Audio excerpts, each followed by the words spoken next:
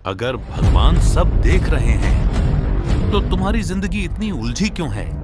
अगर श्री कृष्ण तुम्हारे साथ हैं तो तुम्हारे अंदर इतना डर क्यों है? क्यों तुम्हारी इच्छाएं कभी खत्म नहीं होती? क्यों तुम्हारा अहंकार तुम्हें चैन से जीने नहीं देता? और सबसे बड़ा सवाल, अगर शांति तुम्हारे अंदर है तो तुम उसे बार बार क्यों खो देते हो? आज हम सतही बातें नहीं करेंगे, आज हम गहराई में उतरेंगे, क्योंकि कृष्ण ने इस सवाल का जवाब दिया था, लेकिन हमने उसे समझा नहीं। कल्पना करो, रात के 2 बजे हैं, तुम सो नहीं पा रहे, मन में डर है, भविष्य की चिंता है, किसी ने कुछ कह दिया, अहंकार आहत है, कुछ पाने की इच्छा अधूरी है, और तुम सोचते हो, भगवान मैं शांति क्यों नहीं पा रहा? यहीं से सब शुरू होता है। पार्ट 1, फियर, डर की जड़। डर क्या है? डर वर्तमान में नहीं होता, डर हमेशा भविष्य में होता है। अगर ये ना हुआ तो, अगर मैं हार गया तो, अगर लोग मुझे छोड़ दें तो। भगवत गीता में जब अर्जुन युद्ध भूमि में खड़ा था, वो भी डर गया था, और तब श्री कृष्ण ने कहा, जिस चीज का जन्म हुआ है उसका अंत निश्चित है। डर तब पैदा होता है जब तुम परिणाम से चिपक जाते हो। तुम चाहते हो कि सब तुम्हारे हिसाब से हो, लेकिन जीवन तुम्हारे हिसाब से नहीं चलता। जब तुम नियंत्रण छोड़ देते हो, डर धीरे धीरे घुलने लगता है, क्योंकि शांति नियंत्रण में नहीं, स्वीकार में मिलती है। अहंकार का जाल। अब बात करते हैं अहंकार की। अहंकार क्या है? अहंकार वो आवाज है जो कहती है, मैं सही हूं, मुझे कम मत समझो, मैं हार नहीं सकता। लेकिन सच्चाई क्या है? अहंकार हमेशा तुलना करता है।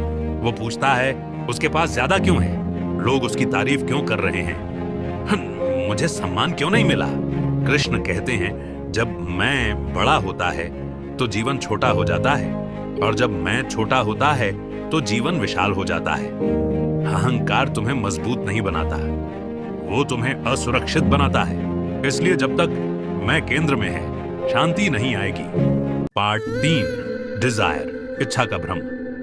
अब सबसे गहरी बात, इच्छा गलत नहीं है। बिना इच्छा के जीवन रुक जाएगा, लेकिन समस्या तब शुरू होती है जब इच्छा तुम्हें चलाने लगे। तुम सोचते हो, बस ये मिल जाए फिर मैं खुश हो जाऊंगा, लेकिन जैसे ही वो मिलता है, मन नया लक्ष्य खोज लेता है। यही इच्छा का चक्र है। कृष्ण ने कहा, कर्म करो लेकिन फल की चिंता मत करो। मतलब इच्छा रखो, लेकिन उससे बंधो मत, क्योंकि जब तुम्हारी खुशी किसी बाहरी चीज पर निर्भर होती है तो शांति अस्थायी हो जाती है। अब एक पल रुककर सोचो, तुम्हारा डर किससे जुड़ा है? तुम्हारा अहंकार किससे आहत है? तुम्हारी इच्छा तुम्हें कहां दौड़ा रही है?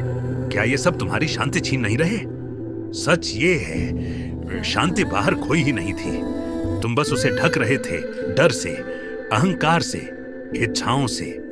जिस दिन तुम स्वीकार कर लोगे कि जीवन नियंत्रण में नहीं है, जिस दिन तुम मैं को थोड़ा छोटा कर दोगे, जिस दिन तुम इच्छा को साधन बनाओगे, स्वामी नहीं, उसी दिन शांति वापस आ जाएगी। क्योंकि शांति कोई मंजिल नहीं है, वो तुम्हारी असली प्रकृति है।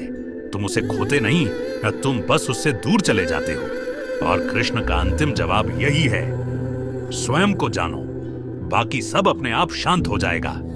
अगर ये वीडियो तुम्हारे दिल तक पहुंचा, अगर आज कुछ अंदर हिला, तो इस आध्यात्मिक यात्रा में मेरे साथ जुड़ जाओ। सब्सक्राइब सिर्फ एक बटन नहीं है, ये एक निर्णय है। Subscribe for more the mystery mind. हम मिलेंगे अगले वीडियो में। तब तक अपने डर को हल्का रखो, अपने अहंकार को छोटा रखो, और अपनी इच्छाओं को संतुलित रखो।